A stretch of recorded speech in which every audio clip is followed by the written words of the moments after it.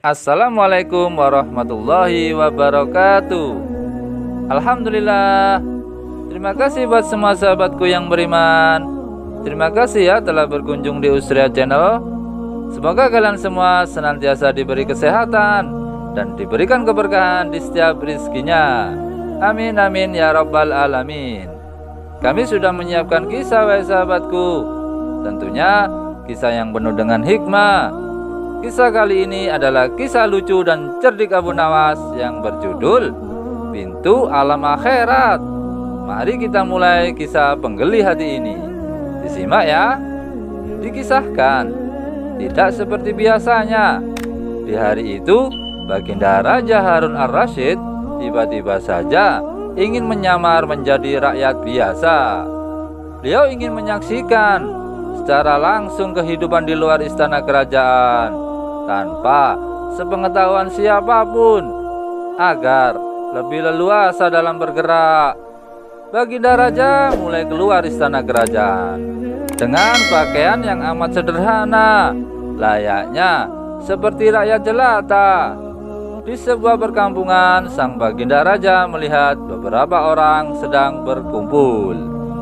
Setelah Baginda Raja mendekat, ternyata ada seorang ulama yang sedang menyampaikan kuliah atau pelajaran tentang alam barzah. Tiba-tiba saja ada seorang yang datang dan bergabung di situ. Lalu orang itu bertanya kepada ulama tersebut, "Saya menyaksikan orang kafir pada suatu waktu mati dan saya mengintip kuburnya, tetapi saya tiada mendengar mereka berteriak dan tidak pula melihat penyiksaan-penyiksaan yang katanya sedang dialami oleh orang kafir yang mati itu. Maka bagaimana caranya membenarkan suatu yang tidak sesuai dengan yang dilihat oleh mata?" Ulama itu berpikir sejenak. Kemudian ulama tersebut berkata, "Untuk mengetahui yang demikian itu harus dengan panca indera yang lain. Ingatkah kamu dengan orang yang sedang tidur? Dia kadangkala bermimpi. Di dalam tidurnya ia digigit ular, diganggu dan sebagainya. Dia juga merasa sakit dan takut ketika itu, bahkan memekik dan keringat pun bercucuran pada keningnya. Dia merasakan hal semacam itu seperti ketika ia tidak tidur, sedangkan engkau yang duduk di dekatnya menyaksikan keadaannya seolah-olah tidak ada apa-apa, padahal apa yang dilihat serta dialaminya adalah dikelilingi ular-ular. Maka jika masalah mimpi yang remeh saja sudah tidak mampu mata lahir melihatnya, mungkinkah engkau bisa melihat apa yang terjadi di alam barzah?" Baginda Raja terkesan dengan penjelasan ulama itu. Baginda Raja masih ikut mendengarkan kuliah itu. Kini ulama itu melanjutkan kuliahnya atau pelajarannya tentang alam akhirat. Dikatakan bahwa di surga itu tersedia hal-hal yang amat disukai oleh nafsu, termasuk benda-benda apa saja. Salah satu benda-benda itu adalah mahkota yang amat luar biasa indahnya. Tak ada yang lebih indah dari barang-barang di surga, karena barang-barang itu tercipta dari cahaya. Saking indahnya, maka satu mahkota jauh lebih bagus dari dunia dan isinya. Baginda Raja semakin terkesan.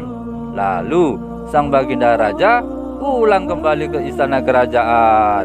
Baginda Raja sudah tidak sabar ingin menguji kemampuan Abu Nawas. Lalu Baginda Raja menyuruh pengawalnya untuk memanggil Abu Nawas dan dibawa ke hadapannya. Abu Nawas pun dipanggil. Singkat cerita, setelah Abu Nawas menghadap ke Baginda Raja langsung memerintahkan, "Abu Nawas, aku menginginkan engkau sekarang juga berangkat ke surga. Kemudian bawakan aku sebuah mahkota surga yang katanya tercipta dari cahaya itu. Apakah engkau sanggup, Abu Nawas?" "Sanggup Paduka yang mulia," kata Abu Nawas, langsung menyanggupi tugas yang mustahil untuk dilaksanakan itu. "Tetapi Baginda Raja harus menyanggupi pula satu syarat yang akan hamba ajukan." "Sebutkan saja syarat itu," kata Baginda Raja. "Hamba mohon Baginda Raja menyediakan pintunya agar hamba bisa memasukinya." "Pintu apa maksudmu?" tanya Baginda Raja, belum mengerti. "Ya, pintu alam akhirat Baginda Raja," jawab Abu Nawas.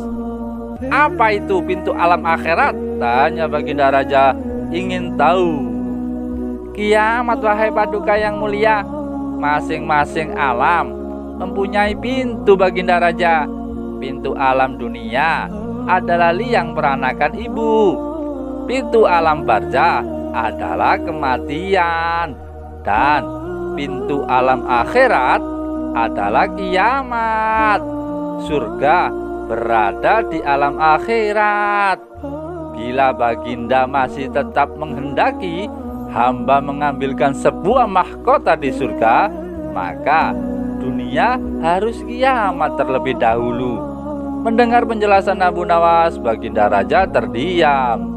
Di sela-sela kebingungan Baginda Raja Harun Ar-Rasyid, Abu Nawas bertanya lagi, "Masihkah Baginda menginginkan mahkota dari surga itu?" Baginda Raja tidak menjawab. Beliau diam 1000 bahasa. Sejenak kemudian Abu Nawas langsung mohon diri, karena Abu Nawas sudah tahu jawabannya. Wallahu a'lam bishawab. Bagaimana sahabatku? Semoga kalian semua bisa mengambil hikmahnya ya dari kisah ini. Kecerdikan dan kelucuannya Abu Nawas seakan-akan tidak pernah habis untuk diceritakan. Kisah jenaka si Abu Nawas ini banyak mengandung nilai-nilai positif yang bisa kita ambil pelajaran untuk menjalani kehidupan sehari-hari. Oke sahabatku, lebih dan kurangnya mohon dimaafkan ya. Yang benar datangnya dari Allah Subhanahu wa taala. Keliru, salah atau khilaf itu datangnya dari diri saya pribadi yang sebagai manusia biasa wahai sahabatku.